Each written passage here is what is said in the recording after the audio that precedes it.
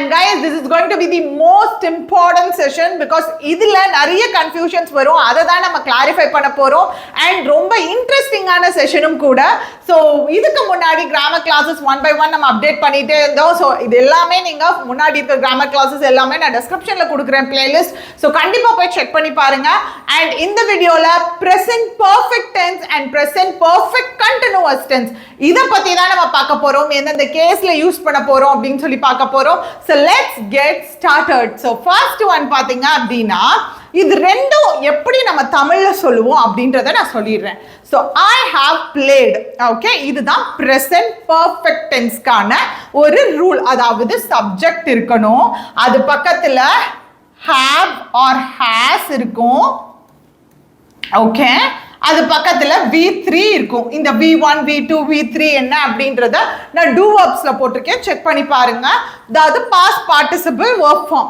இப்போ subject அப்படினா I we you they I we you they வந்துச்சுனா haveம் he she it இல்ல என்ன singular nouns வந்திருந்துச்சு அப்படினாலும் hasம் போடணும் ஓகே இதுதான் ரூல் அப்ப இத தமிழ்ல எப்படி சொல்லுவோம்னா நான் விளையாடி இருக்கிறேன் I have played நான் விளையாடி இருக்கிறேன் அப்படின்றது தான் இதுக்கான மீனிங் ஓகே இதேதான் சப்ஜெக்ட் have or has அப்படியே சோ பக்கத்துல been plus ing I have been playing they have been playing she has been playing he has been playing so the subject verb கான ரூல் இதேதான் so இங்க been plus ing verb form போடணும் ஏன் ing verb form போடணும் ing நாலே continuous form continuous-ஆ நடக்கிற ஆக்ஷனை குறிக்குது அப்ப இது தமிழ்ல எப்படி சொல்லுவோம்னா நான் விளையாடி கொண்டே இருக்கிறேன் நல்லா தெளிவா பாத்துக்கோங்க present continuous க்கு present perfect continuous க்கு என்ன டிஃபரன்ஸ்னா நான் விளையாடி கொண்டு இப்போ நான் டீச் பண்ணிட்டு இருக்கேன்னு வெச்சுக்கோங்களே நான் டீச் பண்ணி கொண்டு இருக்கிறேன் இது present continuous இதேது நான் பாடம் நடத்தி கொண்டே இருக்கிறேன் அதாவது முன்னாடியே ஆரம்பிச்சு இப்பவும் நடத்திட்டு இருக்கேன் அப்படின்ற கேஸ்ல அதாவது முன்னாடியே ஆரம்பிச்சு இப்பவும் நடந்துட்டு இருக்கப்போ நான் நடத்தி கொண்டே இருக்கிறேன் அப்படின்றது சோ நடத்தி கொண்டு இருக்கிறேன் அப்படின்னா அது present continuous form இதே இது present perfect continuous அப்படின்னா நான் நடத்தி கொண்டே இருக்கிறேன் அப்படின்ற மீனிங் ரைட் புரிஞ்சுதா ஓகே பக்கா இப்போ நம்ம ஒவ்வொன்றா பார்க்க போறோம் present perfect tense எப்ப யூஸ் பண்ண போறோம் அதாவது I have played she have played she has studied they have studied so இந்த present perfect tense எப்ப யூஸ் பண்ணுவோம் அப்படினா ஃபர்ஸ்ட் பாத்தீங்கன்னா ஒரு ஆக்ஷன் முன்னாடியே ஆரம்பிச்சிருக்கும் அதோட ஆக்ஷன் நடந்தெல்லாம் முடிஞ்சிருக்கும் ஆனா அதோட எஃபெக்ட் வந்து இன்னமும் இருக்கும் புரிஞ்சதா இப்போ ஃபார் எக்ஸாம்பிள் பாத்தீங்க அப்படினா நீ லஞ்ச் சாப்பிட்றியான்னு ஒருத்தவங்க உங்ககிட்ட கொஸ்டின் கேட்குறாங்க ஸோ அப்போ நீங்கள் சொல்கிறீங்க I have just finished my breakfast நான் இப்போ தான் என் பிரேக்ஃபாஸ்ட்டை முடித்தேன் அப்போது சாப்பிட்டு முடிச்சது என்னவோ நடந்து முடிஞ்ச ஆக்ஷன் தான் ஆனால் அப்போ சாப்பிட்டது இன்னுமே எனக்கு பசிக்கலை அப்படின்னு சொல்கிறேன்ல அப்போ யூஸ் பண்ணக்கூடியது தான் present perfect tense right understand okay புரிஞ்சுதா இப்போ பாருங்க I have completed my graduation from Mumbai University. So அதாவது இந்த ஆக்ஷன் நல்லா பார்த்துக்கோங்க நான் இப்போ ஒரு இடத்துல போய் இன்டர்வியூல क्वेश्चन கேக்குறாங்க அப்போ நீங்க சொல்றீங்க I have completed my graduation from Mumbai University அந்த கிராஜுவேஷனை வச்சு தான் அந்த இன்டர்வியூக்கு அப்ளை பண்ணிருக்கீங்க அப்போ நீங்க படிச்சு முடிச்சது என்னவோ முன்னாடியே பட் அந்த கிராஜுவேஷனோட எஃபெக்ட் இப்போ இருக்கு இல்லையா அதை எக்ஸ்பிளைன் பண்றதுக்கு இந்த present perfect tense யூஸ் பண்ணலாம் I have eaten breakfast in the morning so I'm full இப்போ நான் சொன்னேன் இல்லையா ஒரு சென்டென்ஸ் நீங்க லஞ்ச் சாப்பிடுறீங்களா do you want to have lunch அப்படின்னு சொல்லி கேக்குறாங்க அப்போ no I've just now I have finished my breakfast இப்போதான் என் பிரேக்ஃபாஸ்டே முடிச்சிருக்கேன் புரிஞ்சுதா அப்போ பிரேக்ஃபாஸ்ட் சாப்பிட்டு முடிச்சது என்னமோ பாஸ் தான் நடந்து முடிஞ்ச செயல் தான் ஆனா அது சாப்பிட்டதோட எஃபெக்ட் இன்னும் இருக்கு வயிறு ஃபுல்லா இருக்கு சோ இந்த கேஸ்ல present perfect tense யூஸ் பண்ணுவோம் I have adopted a cat and she is my only pet. அப்ப நல்லா பாருங்க நான் cat adopt பண்ணது என்னவோ past தான் ஆனா இன்னுமே அது என்னோட ஒரே பெட்டா இருக்கு, அது மட்டும் தான் என்னோட பெட்டா இருக்கு. அப்போ அடாப்ட் பண்ண ஆக்ஷன் பாஸ்ட் தான், ஆனா அந்த கேட் என்னோட பெட்டா இருக்கிறது effect இன்னமும் கண்டினியூ ஆயிட்டு இருக்கு. So the action that happened in past but the effects are still present, effects are still existing, right? So அந்த கேஸ்ல நம்ம present perfect tense யூஸ் பண்ணலாம். And the next rule is the most important rule because இதுதான் பாத்தீங்க அப்படின்னா simple pastக்கும் present perfectக்குமான basic difference. Actually simple pastக்கு நான் already சொல்லியிருக்கேன், எப்போ simple past இருந்தாலும் அது பக்கத்துல என்ன இருக்கும் அப்படின்னா adverb of past time இருக்கும். For example, I came home yesterday, I visited America last year. So இந்த மாதிரி there will be any kind of adverb of past time in simple past, but in contrary present perfect பொறுத்தவரைக்கும் there will not be any adverb of past time. adverb of past டங்கரோல் ஆகுது, adverb of past time இருக்கவே இருக்காது. Okay, so இங்க பாத்தீங்க அப்படின்னா I have eaten pizza, ஒரு நிமிஷம், I have eaten pizza. so நான் pizza என்னது, நான் பீட்சா சாப்பிட்டு இருந்தேன். ஓகே ஃபைன், நான் ஆல்ரெடி சொல்லியிருந்தேன், ரைட்? லாஸ்ட்ல கூட உங்களுக்கு எழுதி போட்டு சொல்லியிருந்தேன். So present perfect tense and present perfect continuous டென்ஸ்க்கான டிஃபரன்ஸ். அண்ட் அதே மாதிரி ராம் ஹேஸ் விசிட்டட் தமிழ்நாடு. அப்போ Ram subject has visited, ram singular subject, அதனால has யூஸ் பண்ணியிருக்கேன். So visited Tamil Nadu. ஓகே, அவன் வந்து நேற்று விசிட் பண்ணியிருந்திருக்கலாம், இல்லை முந்தானேத்து விசிட் பண்ணியிருந்திருக்கலாம், இல்லை லாஸ்ட் இயர் எப்போ வேணாலும் விசிட் பண்ணியிருந்திருக்கலாம், பட் அந்த இடத்துல டைமிங் சொல்லப்படவில்லை. ஸோ இந்த கேஸில் I can use this present perfect times unspecified time, time specify பண்ணப்பட்டு இருக்காது. அந்த கேஸ்ல ப்ரெசன்ட் பர்ஃபெக்ட் டென்ஸ் யூஸ் பண்ணலாம். அண்ட் அடுத்தது பார்த்தீங்கன்னா அப்படியே டைம் வந்திருந்துச்சுனாலும் என்ன அட்வர்ப் ஆஃப் பாஸ்ட் டைம் வரக்கூடாது. என்ன மாதிரி வரலாம் அப்படின்னா just I have just finished the work.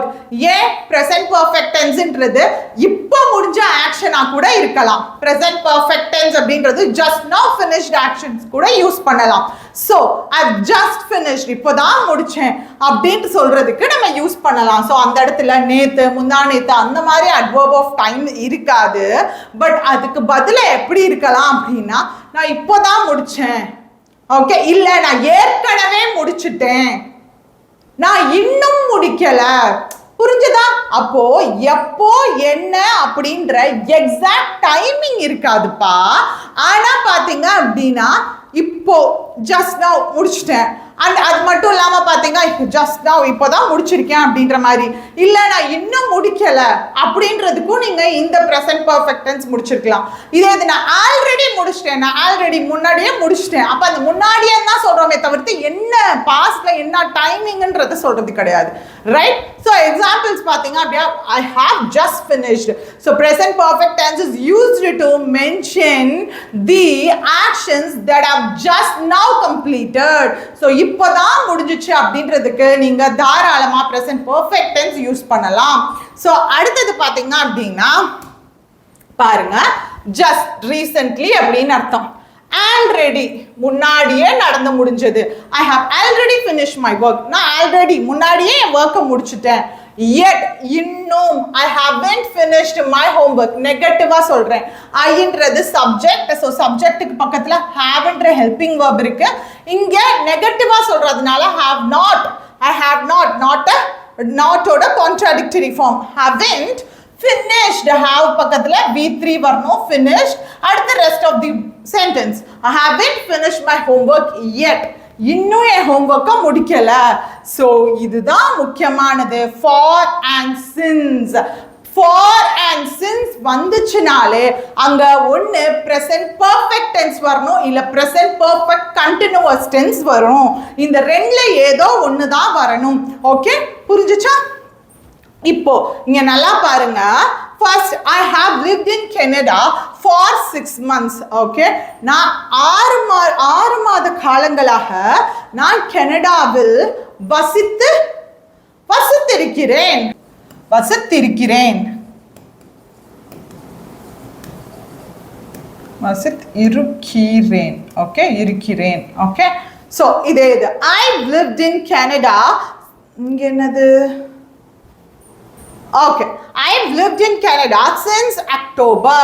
So இங்க நல்லா பாருங்க, எப்போலாம் டியூரேஷனை குறிக்குதோ and எப்போலாம் அந்த ஆக்ஷன் ஸ்டார்ட் ஆனதை குறிக்குதோ அங்கெல்லாம் for and since வந்துச்சுன்னா அங்க நீங்க என்ன போடணும் அப்படின்னா present perfect tense போடணும், இல்ல present perfect continuous tense போடணும். சரி, இது ரெண்டுக்கும் என்னக்கா டிஃபரன்ஸ் அப்படின்னு கேட்டீங்கன்னா, இப்போ I've lived in Canada for 6 months னா நான் கனடாவில் 6 மாதங்கள் வசித்திருக்கிறேன்னு அர்த்தம். இதே இது I've been living in Canada, I've been living in Canada for 6 months அப்படின்னா நான் 6 மாதங்களாக கனடாவில் வசித்துக் கொண்டே இருக்கிறேன் அப்படின்ற மீனிங். அதே மாதிரி தான் since பொறுத்த வரைக்கும் நான் எப்போ யூஸ் பண்ணலாம்னா present perfect continuousக்கும் யூஸ் பண்ணலாம், present perfect tenseக்கும் யூஸ் பண்ணலாம், simple present perfectக்கு யூஸ் பண்ணலாம்.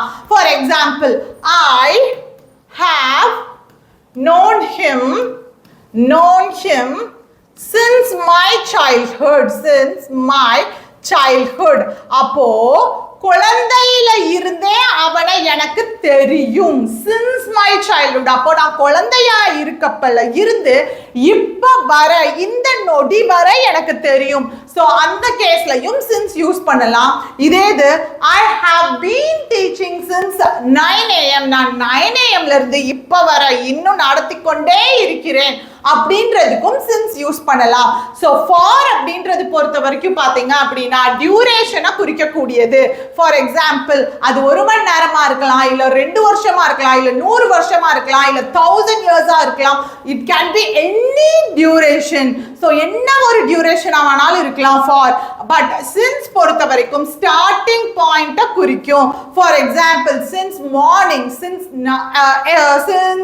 yesterday, since last month, since 1990, since 1995. So ஏதோ ஒரு ஸ்டார்டிங் பாயிண்ட்டை குறிக்கும், அதோட எண்டிங் பாயிண்ட் பற்றி எனக்கு தெரியாது. அதாவது இன்னும் அது போயிட்டே தான் இருக்கு, அதோட எண்டிங் பாயிண்ட் எனக்கு இன்னும் தெரியாது. ஸோ அந்த கேஸில் since யூஸ் பண்ணலாம். ரைட், புரிஞ்சிச்சா? S.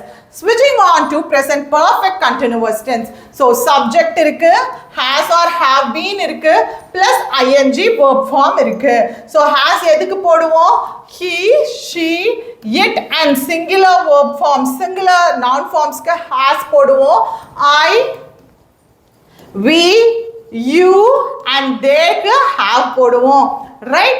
So present perfect continuous tense எப்போ யூஸ் பண்ணோன்னா நல்லா பாருங்க. ப்ரெசன்ட் பர்ஃபெக்ட் டென்ஸ் எதுக்கு யூஸ் பண்ணோம்?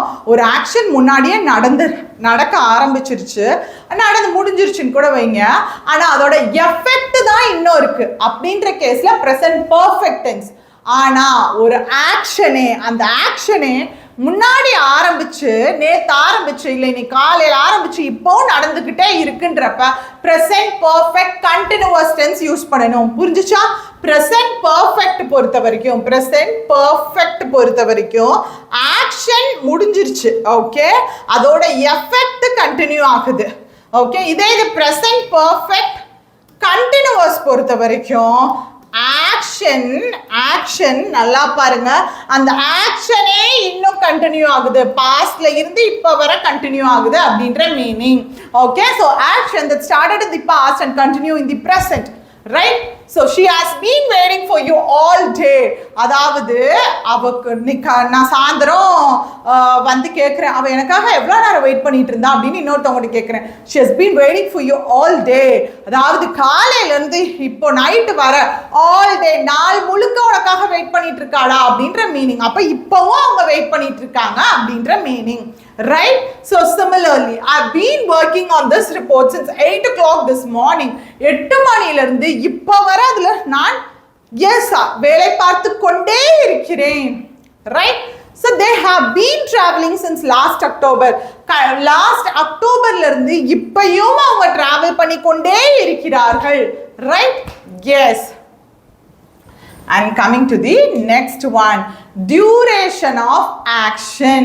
ஸோ ஆல்ரெடி சொன்ன மாதிரி ஒரு டியூரேஷனை குறிக்கிறது. So she has been studying for 2 years, அதாவது 2 வருடமாக படித்து கொண்டே இருக்கிறாள். அப்ப இப்பவும் அதோட ஆக்ஷன் இருக்கு அப்படின்ற மாதிரி ஃபார் அந்த பீரியடை குறிக்கிறது. ஸோ இதே இது பார்த்தீங்கன்னா they have been working for 2 decades, 2 அதாவது 20 வருடங்களாக அவங்க ஒர்க் பண்ணிக்கொண்டே இருக்கிறார்கள். ரைட்? ஸோ டியூரேஷனை குறிக்கிறதுக்கு நம்ம யூஸ் பண்ணலாம். ஃபைன். ஸோ இதே the since, of course since குறிக்கிறதுக்கு முன்னாடியே நம்ம பார்த்தோம் ஸ்டார்டிங் பாயிண்ட் இப்போ வர கண்டினியூ ஆகுதுன்றப்பையும் present perfect continuous tense use பண்ணுவோம் அப்படின்னு சொல்லி பார்த்தோம். ரைட்? புரிஞ்சுதா?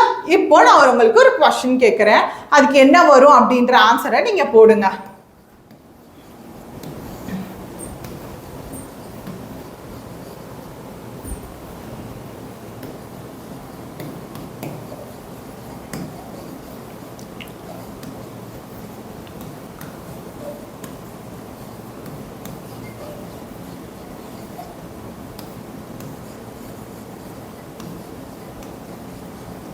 ஸோ உங்களுக்கான question, she dash home last Monday.